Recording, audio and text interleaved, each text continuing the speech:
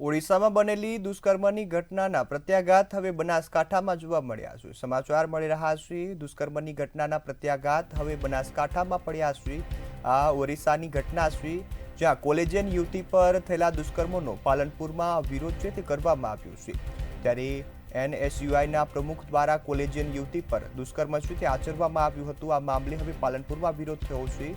યુવતીની જે જમાવીની નશીલો પદાર્થ છે તે પીવડાવ્યો હતો અને જે બાદ દુષ્કર્મ આચર્યું હતું। ત્યારે બનાસકાંઠા એબીવીપી દ્વારા સમગ્ર મામલે ઉગ્ર વિરોધ છે તે કરવામાં આવ્યો છે।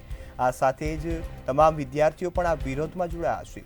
ઓરિસ્સામાં બનેલી દુષ્કર્મની આ ઘટનાના પ્રત્યાઘાત હવે બનાસકાંઠામાં પડ્યા છે, જેમાં કોલેજિયન યુવતી પર થયેલા દુષ્કર્મનો પાલનપુરમાં ઉગ્ર વિરોધ છે તે કરવામાં આવ્યો છે।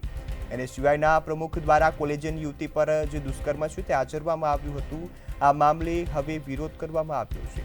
ત્યારે યુવતીને નશીલો પદાર્થ આપી અને દુષ્કર્મ આચર્યાનો આક્ષેપ થયો છે। આ બાદ હવે બનાસકાંઠા એબીવીપી દ્વારા સમગ્ર મામલે ઉગ્ર વિરોધ છે તે કરવામાં આવ્યો છે। આ વિરોધમાં શાળાના વિદ્યાર્થીઓ પણ જોડાયા હતા અને અનેક લોકો પણ જોડાયા હતા। સંવાદદાતા રમેશ પટેલ ફોનલાઈન પર જોડાયા છે। જી રમેશ, હાલ ઓરિસ્સાની આ ઘટનાના પ્રત્યાઘાત બનાસકાંઠામાં પડ્યા છે અને લોકો વિરોધ કરી રહ્યા છે, શું વિગતો? ચોક્કસથી વાત કરવામાં આવે તો ઓરિસ્સામાં જે દુષ્કર્મની ઘટના બની હતી તેના બનાસકાંઠામાં પણ ઘેરા પ્રત્યાઘાતો પડ્યા છે।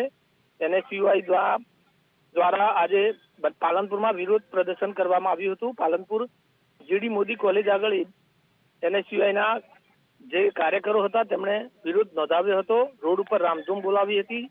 ચક્કાજામ કરવાનો પ્રયાસ કરતા પોલીસ દ્વારા આ જે કાર્યકરો હતા તેમની અટકાયત પણ કરવામાં આવી છે।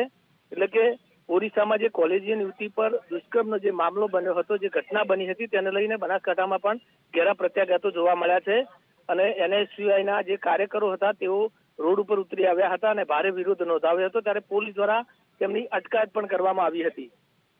જી બિલકુલ રમેશ, સંપૂર્ણ માહિતી બદલ આભાર।